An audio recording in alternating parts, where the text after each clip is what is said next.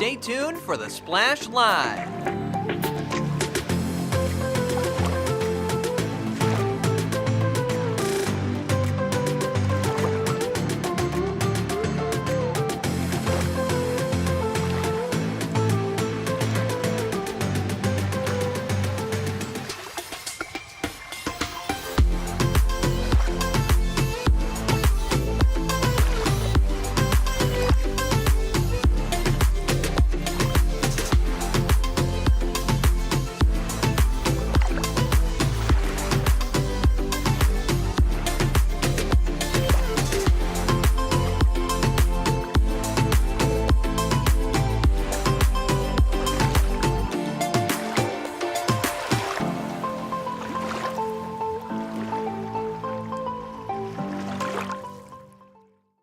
It's time for the Splash Live from Civic Center TV, featuring stories from and about people like you in the Greater West Bloomfield area.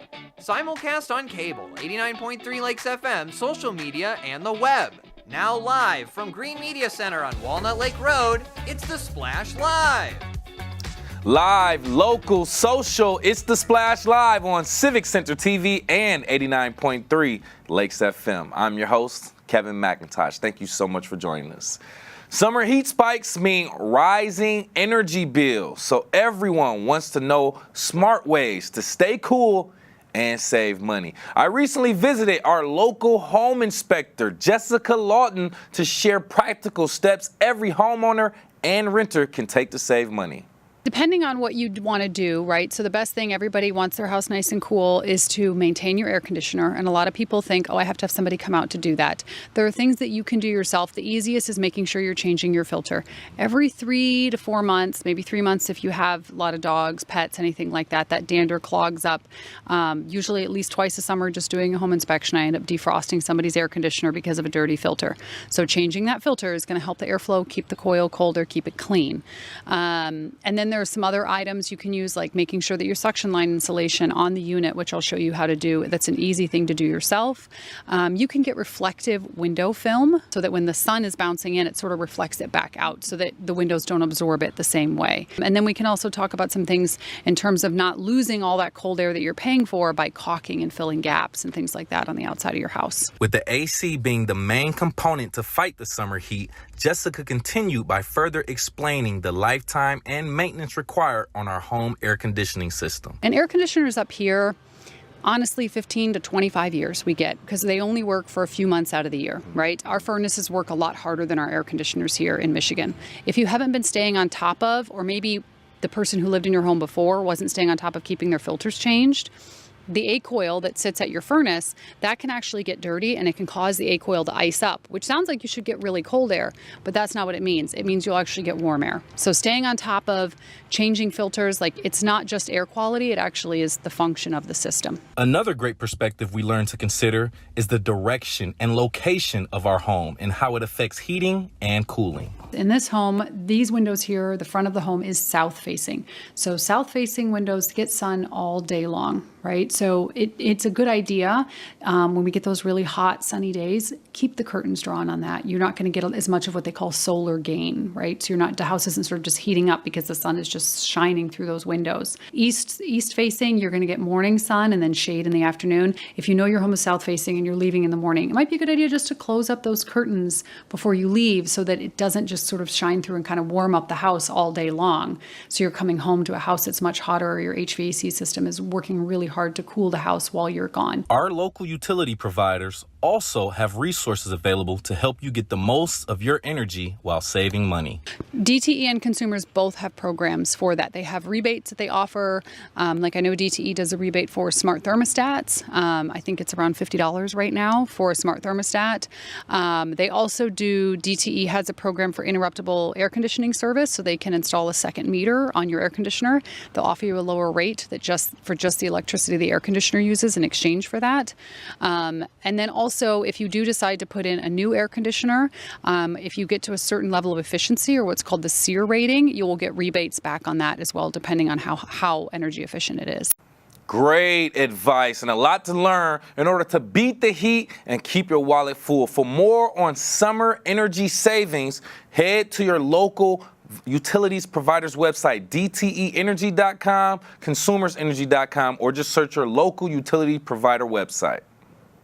The Greater West Bloomfield Chamber of Commerce quarterly invites you to the community, I should say, to its 17th annual Key to the Township Awards, a prestigious event celebrating local excellence and leadership. This year's ceremony will take place on July 30th, beginning at 8:30 a.m. at the elegant Wabeek Country Club, located at 4000 Clubgate Drive in Bloomfield Hills. Tickets are currently priced $65 for chamber members and only $75 for non-chamber members, with reservations and prepayment required by at least July 25th. Attendees can conventionally purchase tickets online via credit card at westbloomfieldchamber.com.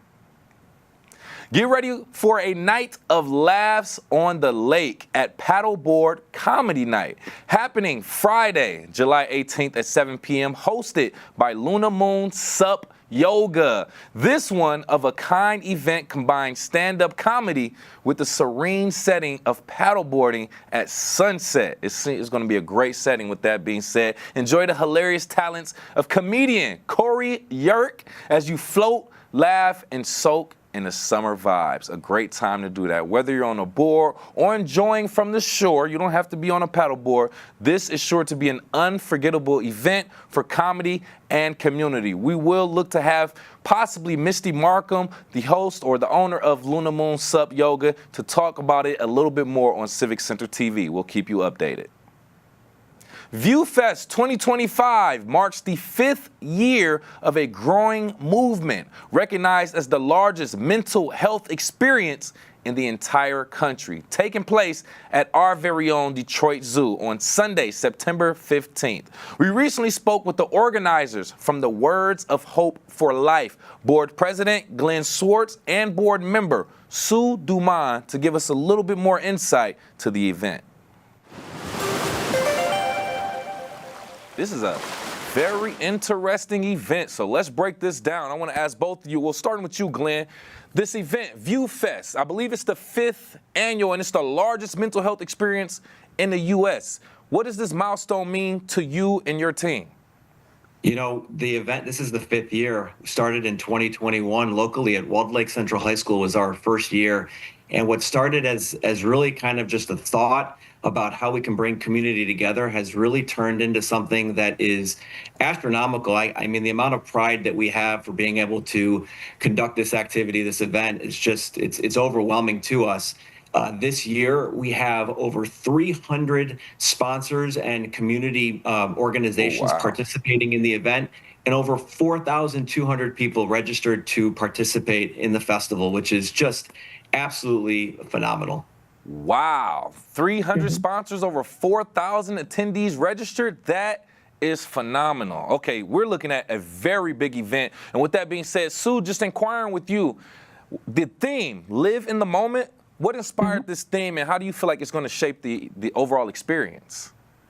Well, Live in the Moment, the reason we selected that for this year is to really bring people back to just being present. So what you're finding out in the world today, that people are always thinking about the future or the past and not really enjoying what's happening right in front of them. So to highlight that, we have a special exhibit with 5 tents representing the senses, each one of our senses, to really experience and learn how to take that and just be present with smell, touch, sight, hearing, taste. And so that's a very special exhibit that we're putting on this year, and to really highlight the theme. We have an additional theme that we wanted to talk to you about today, and that is No Limits, No Labels. And it's a really spectacular exhibit where we're highlighting people from all different cultures, nationalities, race, age, young, old, male, female, and it's their photo on huge posters, and they're answering a mental health question. And it's really to highlight that mental health affects everyone, And it's just so that you don't have a stigma behind it. And it's going to be pretty powerful. We probably have over 70 faces of people that answered these questions from all over the community, from all different aspects, all different professional positions to children. And it's really spectacular. Oh, I'm getting more and more impressed as we're giving out this information. I'm loving that. So continuing with you as well, we're looking at fun, we're looking at resources, we're looking at strategies from professionals, we're looking at, other different people expressing themselves. It's a lot going on. So what balance do you aim to achieve between both entertainment and the mental health education? Well, first of all, when you enter into this festival, I just want to say you're going to be entering in what we call Banner Row. And it's banner after banner after banner of positive messaging. And you can't help but, as soon as you walk in, feel that you're part of a community, that you're not standing out alone. And you walk in and you immediately have a smile on your face. And it is a festival where there are a lot of mental health resources, prevention resources available. But it's more of a festival, and that is something that you have access to. But every one of our sponsors that are there, they're there to engage with the community, to have activities with the families, and to also be there as a point of contact. Good. So it is a wonderful mix of activities for all ages, whether you're a child or an adult, along with positivity, inclusivity, and just a lot of fun. I love that. I love that. Now, I got to go back to Glenn on this, because if I'm not mistaken, Glenn, you mentioned that you all started this in 2021 in Walled Lake at the high school or something, if I'm not mistaken, but now we're at the Detroit Zoo. Let's talk about that. How do you feel like choosing the Detroit Zoo as the venue actually enhances the festival's mission? Yeah, it's a great question. We were presented an opportunity years ago to be able to have a festival and walk at the Detroit Zoo, something we absolutely could not turn down, predominantly because it represents the Tri-County. So when you talk about Oakland, Wayne, Macomb, we have everybody represented. We have officials from each of the communities coming, but it really gives us a much broader audience and allows us to make a larger impact. But what's really interesting is the event has grown so big that we're bringing in sponsors and people far away. I mean, outside of the state, up north, throughout. So it's just it's a great opportunity for community to get together.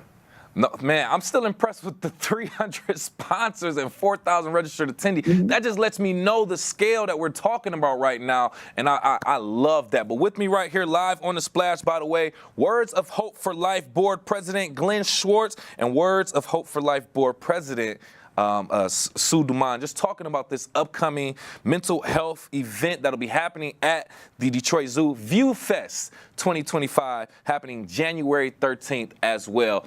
Glenn, kind of getting back to you, I want to inquire about this, essentially this event-based community intervention, EBCI model that you all have going on. Can you just talk about this and how it drives mental wellness through collective experience?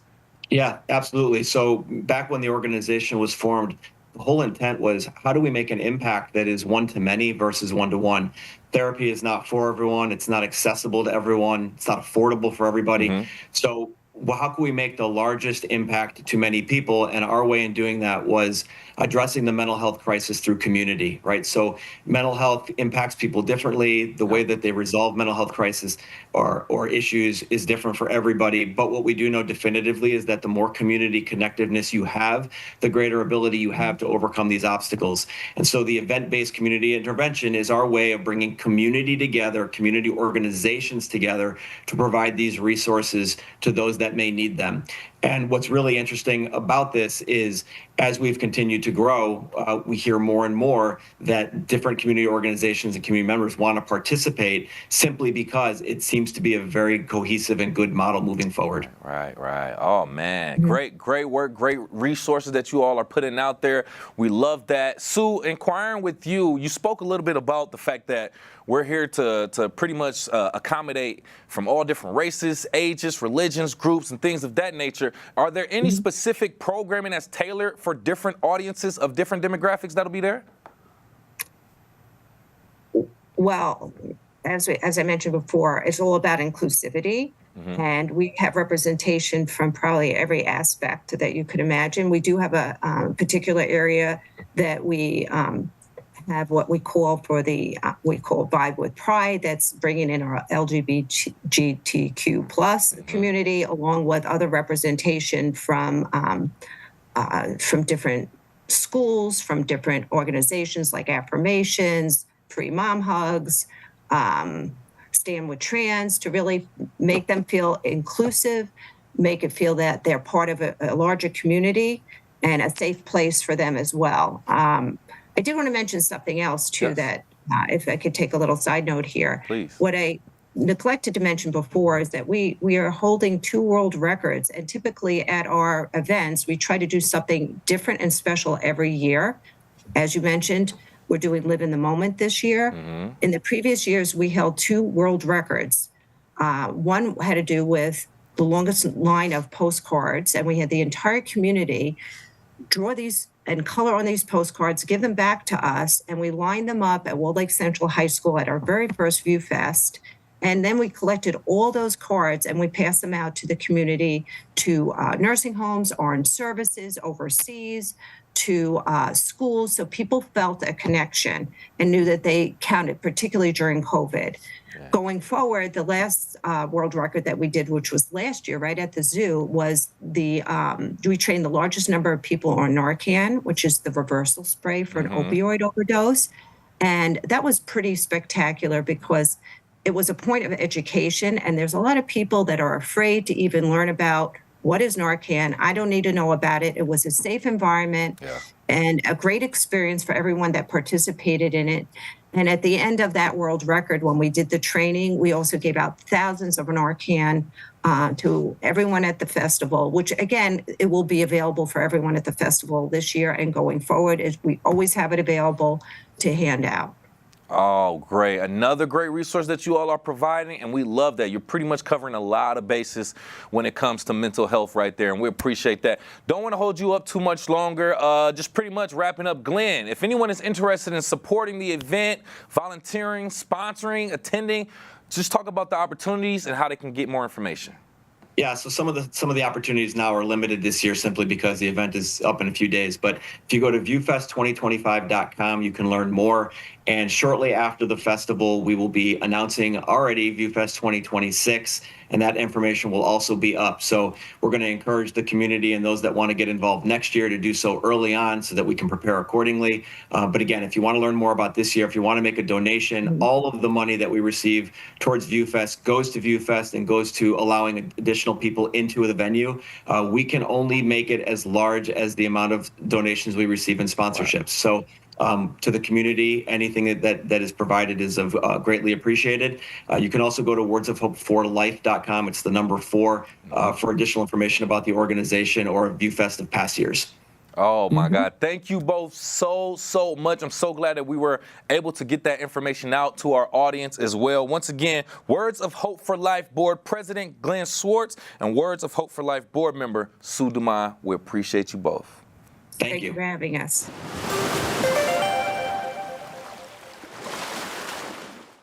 For more information on the event or their organization, visit their website at wordsofhope4life.com.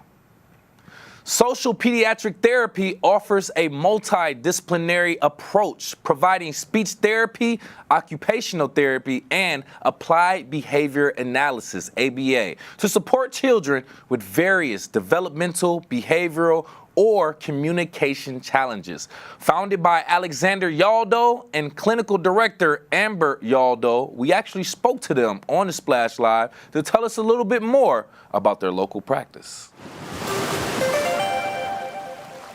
How does your team collaborate to create individualized therapy plans that address the unique needs of each child? Yeah, I think that's a complex question, but I think it's a good question. So for us, right now we have our occupational therapist and our lead speech therapist kind of like take control on caseloads and things like that. So as a team, we find that, something as simple as sending a child to occupational therapy first to kind of regulate their nervous system and then bring them to speech therapy, we notice a big difference in progress that way. That way the child isn't like, bouncing off the walls or like really hyper or, not engaged with us, they're very regulated after OT. So they come to us and then their focus is much better. We can get a lot more work done, things like that. If we notice, a child's having difficulty with something sensory related, we always have those like meetings with our occupational therapists and let them know like, hey, what can we do in our sessions? And sometimes they'll give us like a little weighted snake to like put around the child to help with attention and things like that. We have monthly meetings with our lead occupational therapist and speech therapist, myself, Alex, just to go over things with the caseload and things like that, and make sure everyone's on the same page. I think one thing about our clinic is that, we're very open to new ideas and continuing education. So that's one big thing is that, we like to do our continuing education as like a group. For example, like gestalt language processing, we have clinicians that are certified in that and, doing like the child-led therapy approach as opposed to like traditional therapy approaches. We noticed, some kiddos can't sit in a chair. So, we'll follow their lead. We sit on the floor with them and provide therapy in their own world. We noticed that sometimes it works better that way as opposed to like other kiddos that can come in and sit in a chair for that 30 minutes and we're able to provide that quality treatment. So it's very dependent on the child and their needs. And we like to, discuss things as a team to create that individualized treatment and that unique treatment to better assist with their needs. Awesome. I love everything you guys are saying. I love how you're implementing these strategies to really help work with these kids. Now, of course, it's not just the kids that you sometimes work with because you got to talk with the families. So what ways do you involve families in the therapy process to ensure consistency and progress as it goes beyond the clinic sessions? Yes, so that is huge. So that's something that we really take pride in. Every single time, I talk to a parent before they even come in, I make it known how important their, involvement is. So like you said, for those carryover and generalization purposes of goals. We do it a few ways. So if, the parent has the time, we invite them into the session, they can sit in and they can watch exactly what we're doing. As a clinician, I actually prefer that, weirdly enough. I like to kind of like narrate what I'm doing and tell them the goal that I'm targeting. So that way, sometimes speech jargon becomes a little bit complicated, but when they actually are able to sit in the session, I can simplify it and show them like different ways that they can elicit that goal at home with like simple things like bubbles or even like a car, things like that.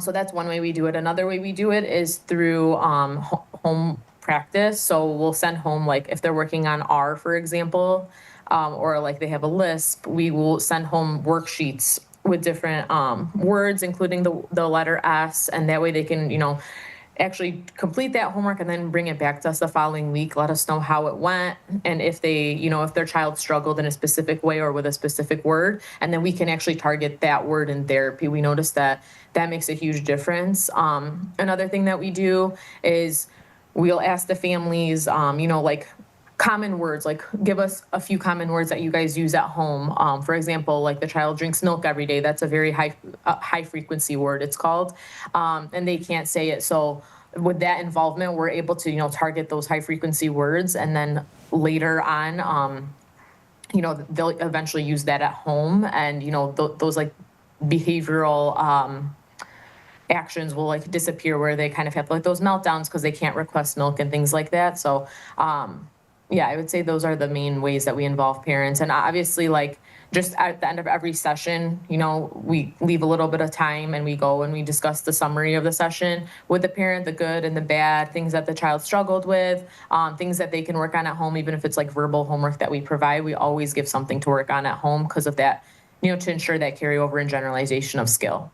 I love that, setting up those small little goals to help really showcase the progress as it goes on. For those just joining us right now on the Splash Live, I'm talking with Amber and Alex Yaldo, the co-owners of the Social Pediatric Therapy, who are joining us right now to talk about their program and what they're offering to kids throughout the community. Now, Alex, how do you stay current with the latest evidence-based practices in pediatric therapy, and how are these integrated into your services? Yeah, that's a fantastic question. So my native background is in economics and business management, specifically hotel management. So when it comes to therapy operations, Amber is primarily responsible for that. I handle all of the nuisance-based departments within our clinic. So as Amber alluded to earlier, we're always following up with continuing education. We're making sure when we're onboarding new staff, we're factoring in their qualifications, experiences, and the type of patients that they've worked with in the past, just because we understand that being in a city like West Bloomfield that's extremely diverse, we need to be able to target specific diagnoses, and we have a lot of bilingual patients, and Amber could speak to that when it comes to children growing up with two languages in the house and how it could affect their speech development. So just making sure that we're following up with continuing education, making sure that all of our therapists do have different certifications. That's one of the major qualifications of onboarding and employment for us. So even as far as our facility goes, Amber and I worked hand in hand with an occupational therapist that's designed a lot of the larger clinics nationally. And it's a company out of Mississippi, I believe, called Southpaw Enterprises. And they completely designed our gross motor gym. So we have our swing in there, activity tower, bubble tower. And obviously with medicine, just like any other industry, technology is evolving. And we really try to stay ahead of the times. And for example, one of the therapists the other day asked if we had a budget for standardized testing to specifically target a diagnosis. And I like internally to say that we have a budget, but in order for us to have quality of treatment and higher graduation rates of the kiddos that are within our clinic, we have to make those purchases. We have to stay on top of those things. So if you want to add to that. Yeah, I would just say, just to kind of piggyback off of that, like he said, making sure that during our onboarding process or our hiring process with new clinicians, that, somebody has their own little like unique treatment approach that, they're excited about. For example, like I mentioned, like the Gestalt language processing, the SOS feeding approach, that's like our occupational therapist is certified in that. Just making sure we have, that diverse evidence-based practice, continuing education, so we can target those kiddos. Like if I notice that a kid will come in and, they're nonverbal or, they're a Gestalt language processor, I'll pair them with a specific clinician as opposed to another, because I know that they'll benefit greater with that clinician based on her education and background. Of course, lots of really important pieces that fall into place, and it's great to hear everything you guys are doing to staying ahead of the times. And it is important to note that you guys are going to be having your ribbon cutting ceremony for your establishment on July 15th, coming up very, very soon. What can we expect from this ceremony as you make your way to Greater West Bloomfield? There's a lot to expect. So we're expecting about 150 to 200 people to be present. We're having Slows Barbecue, Cool Jacks, handcrafted ice cream sandwiches. There's going to be face painting. There's going to be tours of our facility. Anybody that has questions is more than welcome to ask. Aside from that, yeah, we have a clown coming, so she'll be doing like the face painting, balloon twisting, tattoos for kiddos. We have a bounce house, and some yummy dessert too. So. Like you said, that Cool Jacks, it's like a cookie with an ice cream, and it's like a cookie ice cream sandwich. So good for a nice warm summer day. You guys are making me drool over there. Like, I'm really looking forward to everything you guys are going to have for this grand opening, and I'm sure the rest of the community can't wait to see it either. I got one more question for you guys before we wrap things up. Looking ahead, what are your goals for expanding or enhancing the services offered at Social Pediatric Therapy to better serve the community?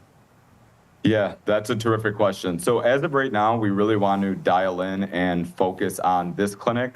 And obviously, we all have Amber and I specifically have a vision of growing this company and being in other metropolitans within the Metro Detroit area. But specifically for now, just being able to stay on top of getting these kids to where they need to be is what I would say mostly. So as of today, we're looking for a BCBA, which is a board certified behavioral analyst, and we want to build up the ABA program that you spoke about earlier, applied behavioral analysis. And that is our next step. So we've been extremely selective with our employment process. We don't want to just put together a group of people that, have the licensure and certifications. We also want to TLC every individual person, vet them, and ensure that they're the right fit because they're a representation of our company. So Amber is very involved with the onboarding. Amber's very involved with therapists. I'm handling a lot of the back end, the accounting, the marketing, compliance with the insurance payers, things of that nature. But our clinicians at the end of the day are the ones that are treating the children. And we want to ensure that we're bringing them an experience like no other. And that's why we've invested into a state-of-the-art facility. We have a large facility because we are expecting to have a significant caseload at that site. But all in all, God willing, within time, we'll have a few other locations. But as of now, we just want to, work out the kinks, satisfy parents, and just be successful and have a name within the community that is fulfilling. Amber all the time gets phone calls saying, "Oh my goodness, you helped my cousin's daughter speak." And it's when we go home, it's not a husband and wife duo. It's a business partnership duo, and it's the most amazing thing. And I've never been a part of an industry that just can make you smile so often. It's awesome.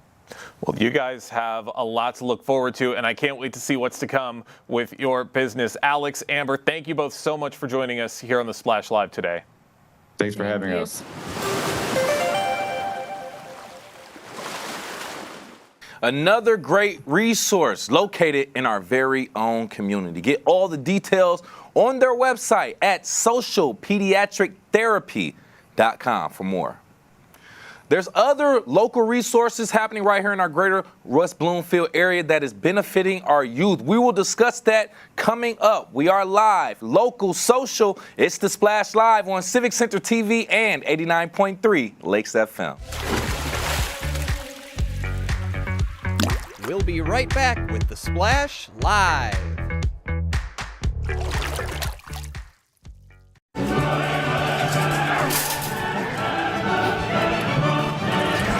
Can't be late to your own party. Hurry up! Hurry up! Ah! Do not cut me off. It's her fault. Her fault. Ah. You kidding me? Honk, honk, honk! Honk, honk, honk! Honk, honk! Late! Out of my way! Honk! I hate construction.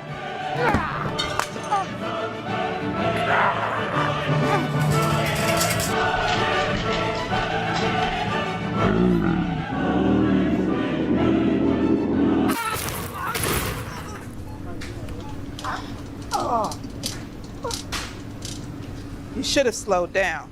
My party. You wouldn't act this way in a store, so don't act this way on the road. Driving slower saves lives.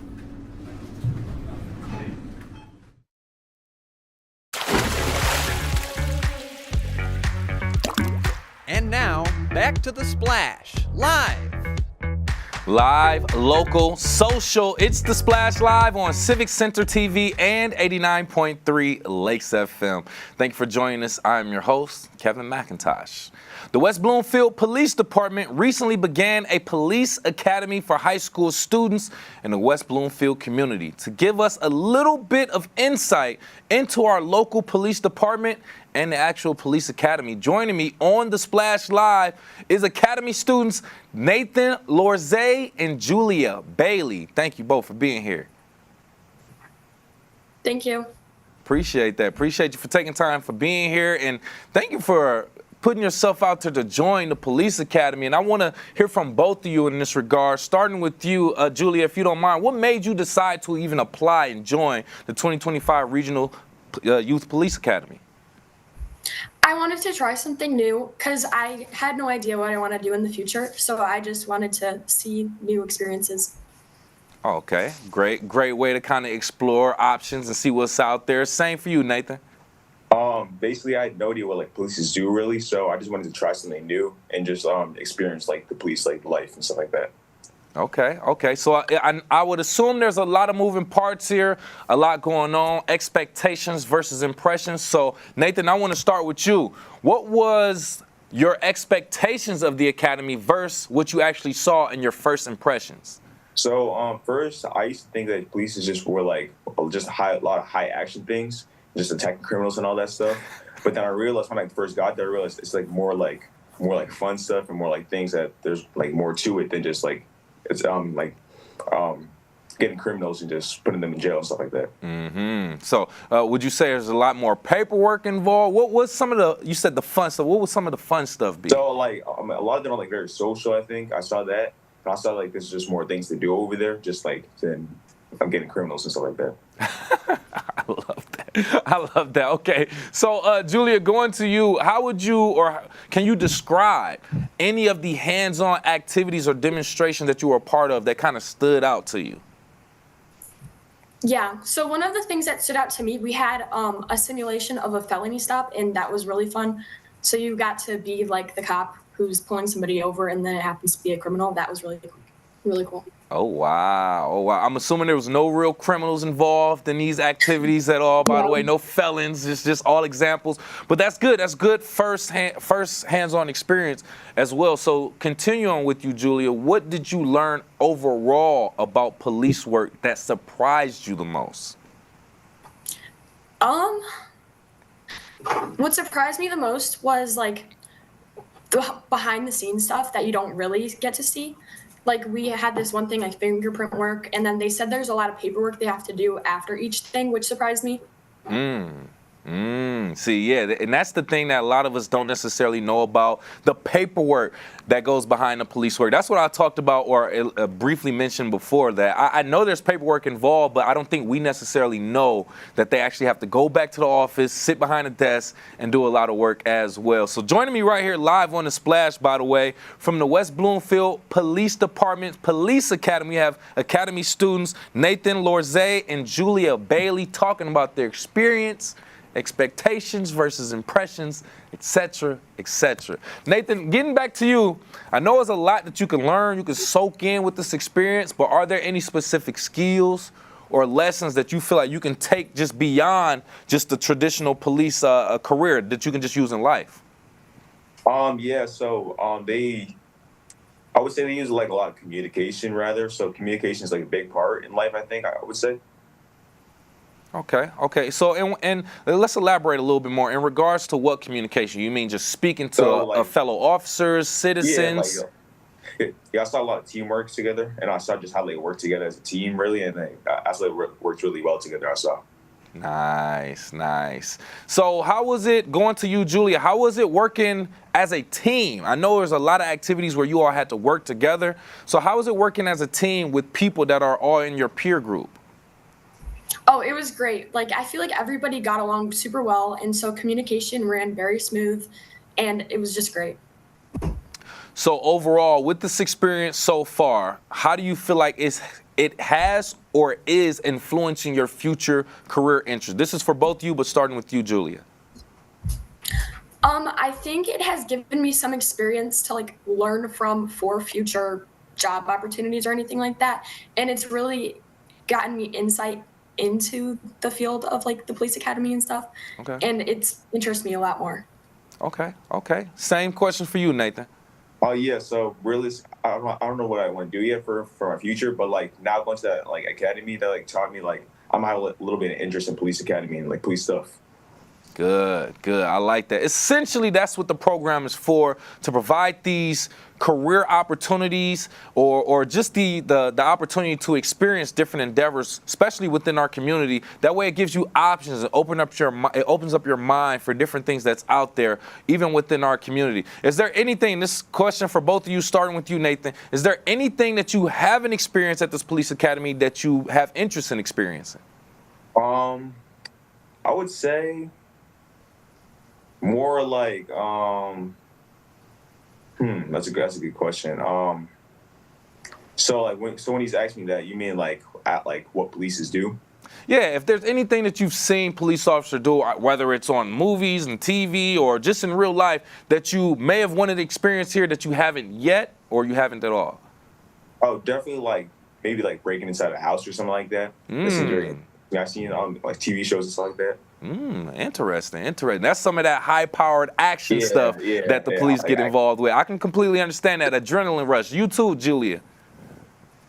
For me, I think I'd be interested in seeing more like defensive tactics. Like we went over it a little bit, but more for like self-defense kind of thing.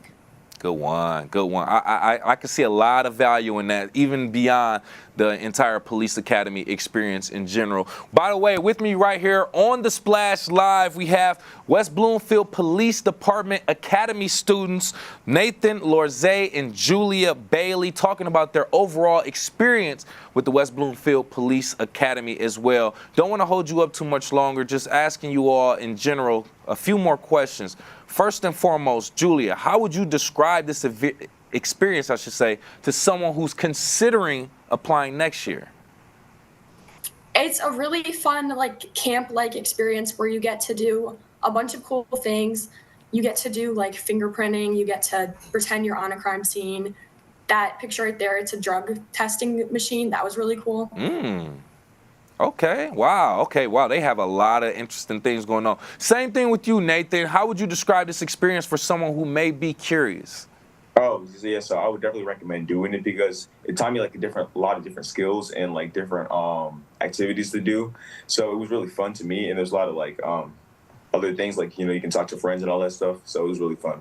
Oh, yeah, I love that. I love that. And I'm glad that you both had this experience well. And I'm glad that you both took the time to actually sit and share this as well. This is very important because we want other people, the other youth in our community, to also understand the work of the police department from your perspective, as well as possibly gain interest in this and other careers as well. We want to thank you both again. Once again, joining me from the West Bloomfield Police Department Academy students Nathan Lorzay and Julia Bailey. Thank you both for your time.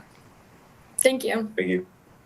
Appreciate a great program happening right here in our own community, teaching the youth about different career paths that they can take right in their own community. I love to see it. We'll continuously keep you updated with the West Bloomfield Police Department's Academy, as well as other local resources right here in Greater West Bloomfield. Oakland County Treasurer Robert Wittenberg is debuting the Smart Finance Academy Financial Fitness, powered by OCTO. That's an acronym, Oakland County Treasurer's Office. A rebranded and expanded experience in financial education initiative. And actually joining me on the Splash Live to tell us a little bit more about what we can learn from this is Oakland County Treasurer Robert Wittenberg. Thank you for being here, Mr. Wittenberg. Good morning. Thanks for having me. I appreciate the opportunity to talk about this, and good to see you this morning. Oh, yeah, I love this, too, because I think this is very important, not just for the community in general, but just for the youth and financial intelligence and financial intelligence, like I said, it's very important. So let's just get into it. What inspired the creation of this Smart Finance Academy? So what this is previously this was, it was called Financial Fitness, and our Oakland County, Michigan Works team was running this and had it for some time, for a few years. They were running this operation and trying to help people. You know, they're helping people find jobs, but this was also a resource for them outside of job seeking. And so, unfortunately, with cuts, you know, from the federal government for grants and this program, they had to take a look and figure out what they could continue to do, and had to make some cuts. And this is something they really enjoyed doing and thought was a really important thing to do, but also realized that they had other things that were a priority to them as well. And so they talked to us. We have a good relationship with them. And so they said it would be a perfect fit, and we thought it would be a perfect fit for our office to take over. So we are rebranding, and it was called Financial Fitness. Right. Now it's going to be called the Smart Finance Academy. Financial Fitness powered by, again, that's our acronym, Oakland County Treasurer's Office. So this is something that we are going to try to expand, build upon. We're trying to find additional partners using our network and using the groups and institutions that we work with to expand this, to try to get it throughout all of Oakland County. And try to help people. And you were talking about this, right? It is important. Financial literacy, financial empowerment. It's really important for people. We want to make sure that people are able to live and thrive and grow their businesses here in Oakland County. So this is something that we're really excited to take over. We officially took over and rebranded it as of July 1st. And we have a webinar, our first one. So I'll talk to you about that as well. Okay. that's coming up on July 15th. So we're excited to announce this, and we're excited that you're covering this. Oh, yes, I'm excited as well. And financial literacy, that was a term I was looking for, financial intelligence. Same thing, but you got it right. And thank you so much again for that. So, all right, so Robert, you said we're building on something that we rebranded. Let's visit that. How does Smart Finance Academy actually build on the success of this financial fitness program? So, they had been operating this program, but they had a lot of other things they were doing within their office. But we actually, within our office, have what's called the Financial Empowerment Center. So we have already been doing this. The Financial Empowerment Center is trying to help people with budgeting, with debt relief, finding grants and resources that might be available to them, helping small business owners get started. So we were already doing this, trying to help people here with their finances in Oakland County. Yeah. So this was something that it's a kind of a smooth transition and fit for our office. And so it was, operated by Michigan Works. Now it's going to be operated by our office and our team with partnership. And, Michigan Works will continue to be a partner with us in this endeavor. But we are going to continue using some of the organizations that they were using to do their webinars and to provide these resources, but we're going to expand on that and grow on that because there are some additional resources, additional partners that we have that we're going to bring to the table. And so we're going to expand kind of the curriculum that we've been using, that they've been using in the past, and try to find more ways to help people and answer their questions and through life cycle, right? For first time home buyers and first time parents, and as kids go back to school, and yearly budgeting, and our veterans and our seniors, and right. So we're going to make sure this is across the board, that this is a program that can help people all across the county. And so we're excited. We're excited to do this because it is important. We want people to be able to thrive in Oakland County, and I think this is something that will be tremendously helpful. Oh, Mr. Wittenberg, I'm excited already. As someone who's an advocate and a fan of financial literacy, especially even for our youth, like I highly, highly encourage everyone to go out there and find out more information about this and how they can become part of it as well. And since we just talked about that, let's get into that webinar. Can you tell us a little bit more about this first webinar, The Power of Budgeting, please? Yes. So, we have main pillars that we're going to try to touch on, right? So this is kind of the setup of that, right? Financial wellness, right? The foundation of financial wellness. So debt reduction and credit building and crisis-proof finances, right? And then we're going to kind of go to lifelong financial wellness, home ownership and housing, as I talked about, small business resilience and growth, smart money for veterans, seniors, parents, families. And so this first one is specifically the power of budgeting, a blueprint for financial success during inflation and financial uncertainty, because that's kind of the times we're in right now. So it's really important. So we're going to cover practical steps to manage rising costs, stabilize finances, and create sustainable plans moving forward. And so, like I said, that Financial Empowerment Center that we operate out of our office, Rita Nasso, who runs that, is actually the one who's going to lead this first webinar. So I want people to know it's coming up. It's July 15th at 11 a.m. It is free and open to anyone that wants to join, but registration is required so that we can send you the link. So we encourage people to go to oakgov.com/smartfinance, oakgov.com/smartfinance. Okay. And then when you go there, you'll have the opportunity to sign up for this webinar and then future webinars. We're gonna do our best to try to do 2 every month. Depending on the months, during holidays and things like that. But overall, we're going to try to do 2 a month. We'll archive them, and the ones that are really, people really found valuable, we can revisit as well. But we want to encourage people to join us on the 15th. And then also we're looking for additional, as we said, additional partners. If there's financial institutions or organizations that this is kind of their core message and work that they're doing, and they think they can be helpful, to reach out to us as well, because again, we're looking to expand the programs that we're offering. Okay, you dropped a bomb on us, but it was all great information. Let me kind of reiterate that a little bit. First and foremost, I think it's very important the fact that you mentioned the collaboration, the fact that you all were doing pretty much the same thing Michigan Works was doing, but you said, let's not reinvent the wheel. One of us do it. We can still partner together, make the resources even bigger, more available, and it just makes things less complicated. So I love that too. And I also just love how just the effort and the the consideration that you all are doing it online, making it convenient. No one necessarily has to go in to a building, and then actually having, like you said, recorded and accessible online even afterwards. I think all of those very, very important things that should be considered in the whole aspect of this program. But once again, joining me live on the Splash, talking about Smart Finance Academy webinars that'll be starting very soon. We have Oakland County Treasurer Robert Wittenberg just explaining a little bit more about this new educational webinar and things of that nature. So we talked about the what, we talked about the how. Let's get into the why. I think this is extremely important. Why is financial education especially important during these times of inflation and economic uncertainty?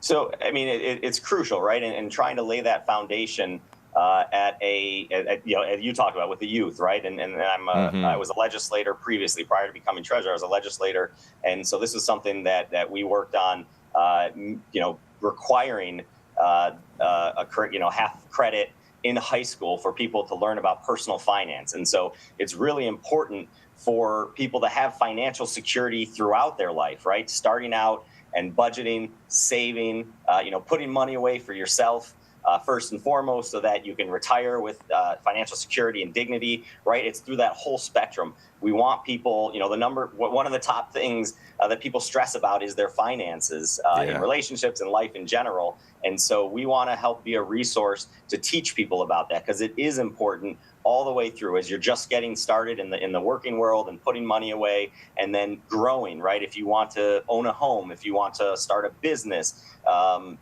if you want to do, we want people to be able to save, but also to enjoy their life as well. So putting the money away towards, if you want to go on that vacation, if you want to invest in something else, right? It's important all the way through. And so we want to teach people that budgeting. That's why this first webinar that we're kicking it off with is so important, talking about budgeting and talking about people being able to, again, I use this often, but thrive in our community, that they don't have to worry about living paycheck to paycheck, that they can start putting money away and they can start doing the things that they want to. And it starts at a young age and it gets ingrained inside you once you learn it. And so we're going to keep pushing that message and trying to help people so that, we want everyone to do well and everyone to love living here in Oakland County. And we want to be helpful in that endeavor. Yes, that's essentially what we want. Money helps the economy, and being smart about money is being smart about our local economy, essentially. That's how I feel about it. And I don't want to hold you up too much longer, Mr. Wittenberg, but I do want to ask you, what are your long-term hopes and goals for this Smart Finance Academy and its role in empowering Oakland County residents? Well, we want to expand the reach, right? We want people to know about this, that, that it's not just the few people that might be watching it on a continued basis. We want to expand it. We want people to refer and say, you know what, this is something that really helped me, and I would love for you to try this out as well. I think you could benefit from watching some of these webinars and being involved with this organization. So, we're going to do what we can to try to spread that message. And so that's what I would like to do, is expand this as much as possible to help as many people as possible. Because that's, what I love to do is I love helping people. And I think in our office, we have that feeling here as well. And so if we can expand this and help as many people as possible here in Oakland County, I think that would be our ultimate goal. And that would give me great pleasure if that's the case and that's what happens with this endeavor. Perfect. And we're wishing you the best of luck in getting this together. And we also wish everyone else go out there and get as much information as you can. Once again, Oakland County Treasurer Robert Wittenberg, thank you again for your time, sir. Thanks for your time. Nice to have you and nice to be here with you. And thank you for covering this important topic. So people, please go online and take a look. Absolutely. It's a pleasure on our end to be able to provide this resource. And for more information on that webinar and other local Oakland County resources, go directly to their website, oakgov.com/smartfinance. Marcy Snyder is a visual storyteller who captures nature's profound moments like mother loons and offspring and sunsplash water scenes and expressive pets, and she will be one of the featured artists at the Orchard Lake Fine Arts Show coming up very, very soon. We actually had an opportunity to speak to Marcy to tell us a little bit more about her artwork and what we can expect at this year's show. Hello, thanks for having me. No, we appreciate you for being here with us. I looked at some of your work, your photos, and I was just like, wow, she's taking the time to really put a lot of love and passion into some of this work. So what inspires you to share your images at the Orchard Lake Fine Arts Show this year? I love seeing how people react when they walk in my booth. I love seeing how they love the work. And I hear so many stories about how my photos remind them of either family members or experiences they've had. So many people have seen some of my cardinals and tell me how it reminds them of family members that they've lost. And recently I had one young lady come in and see a photo that I had of my yellow swallowtail butterflies on lilacs, and she was almost in tears that it so reminded her of her grandmother and trips they used to take. So that is so rewarding to see the smiles. It is. Wow, that's very touching as well. And you'd be surprised how visual art, or just art in general, can resonate with people. Different people have it take them to special moments in their life. And I know that alone just brought a great feeling to you as the artist yourself. So I can only imagine. Can you describe any other moment or scene that you captured that left you personally moved? Making eye contact with some of these animals, and just to clarify, I'm always a very safe distance away. Okay. But making eye contact, recently I made eye contact with an owl, and it was just amazing. It watched me, it blinked, it looked away, it watched me again. It actually moved a little bit closer, and then it flew away, and I was still standing there, and it came back. And it's so hard to even put into words how magical it is. And I have not shared that photo yet either. So Orchard Lake Fine Art Show will be the first time that I show that picture. I can't wait for that as well. I was looking at some of your photos. I saw the close-up with the deer too. I said, how did she get so close? I imagine it's like a telephoto zoom lens and everything like that, but it looks like you right there. I've never seen a deer that close. I was like, oh my goodness. But you're going out there, you're doing what you have to, and it seems like you're respecting their environment as well. If you're gonna be in nature, taking photos, being in their area, it's best that you respect that as well. That way you can get the best photos in their natural state. And with me right here live on The Splash, by the way, Marcy Snyder, photographer and visual artist, who will be featured at the Orchard Lake Fine Arts Show in July, just talking about some of her artwork and some of her work in general. Now, being a photographer, in what ways do you think photography specifically can strengthen connections within our community, particularly between people, nature, and our local heritage? Just being able to talk about the pictures. I've had customers come in and they talk about a picture, and there's another customer who happens to be in there and has a related story, and they start talking to each other.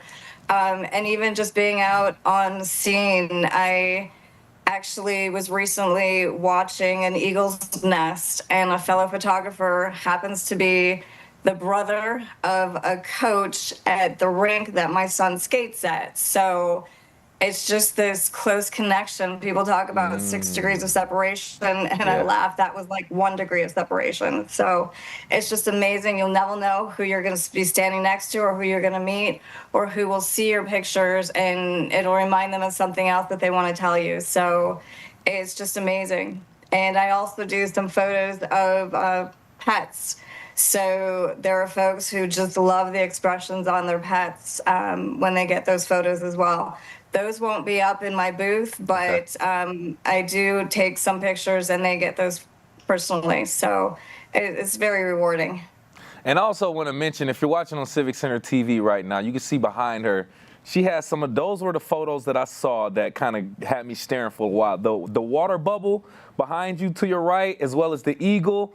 I was like, you have to have like great timing. You have to literally, like, it has to be perfect for you to get that. And you captured those very great eye candy, I should say, great visuals that you have, and a creative vision that you have as well. Now, with that being said, are there any locations that you like to shoot at? Any of your favorite? Anyone that that, you know, kind of maybe you get a lot of energy from locally or just internationally or nationally?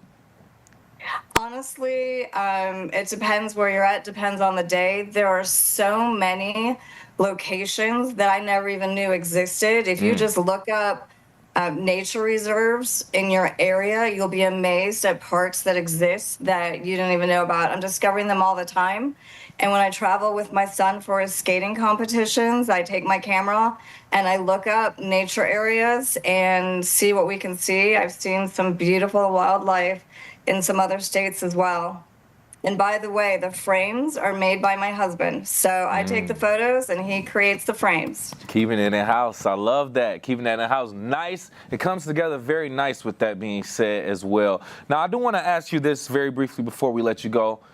What conversations or even emotional responses do you actually want your images to provoke amongst the attendees at our Orchard Lake Fine Arts Show? So, like I mentioned some examples already of the young lady who reminded of her grandmother.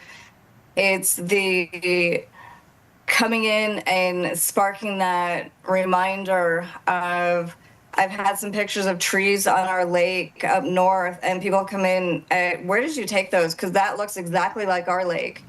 Some loons that, obviously a lot of loons look alike, but it makes people think about their own locations. And I've also had the, okay, how did you get that?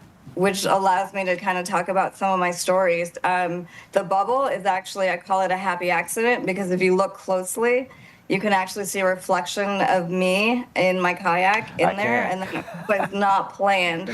I was just taking pictures of bubbles. And when I looked on my computer, I happened to be in there. So I call it self-reflection, but I also call it happy accident. But I also have water splashes where I'm in my kayak, balancing my camera and dipping my paddle in the water. So I have lots of pictures that don't come out because they're blurry, but the ones that come out are amazing. And I've had a lot of folks come in and say, okay, what exactly is that? Or how did you do that? And they're amazed at just how I do that. And I've got lots of pictures that just spark conversation. I took pictures of a feather that was floating in the water, and my husband was like, why are you taking a picture of that? And yet I've had several people come in and actually purchase that picture. Ooh, so well it's said. just, you just never know.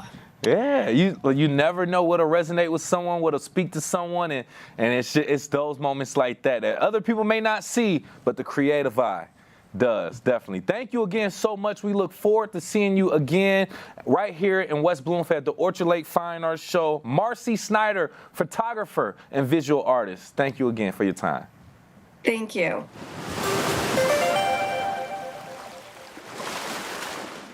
For more information on the Orchard Lake Fine Arts Show, Marcy Snyder or other artists, go to hotworks.org for more.